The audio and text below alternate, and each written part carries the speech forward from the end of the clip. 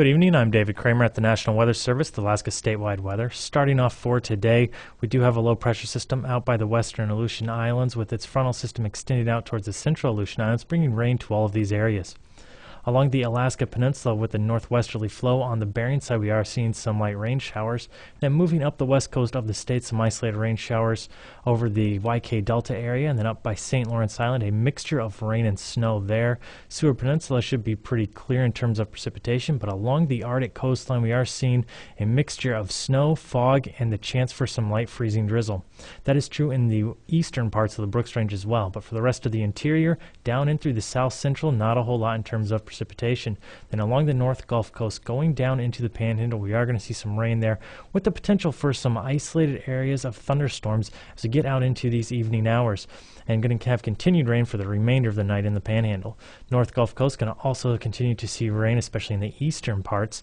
And as we move up into the Alaska Range, mixture of snow, fog, and the potential for light freezing drizzle is going to happen along the Alaska Range, up the eastern part of the state, through Eagle up into the upper Yukon Valley, through the Brooks Range, Arctic coastline, down around Kivalina to the northwestern parts of the Seward Peninsula and in St. Lawrence Island. Then down in the Bering Sea Aleutian Islands area, going to see some rain throughout many of those areas as we have that low pressure system moving to the east.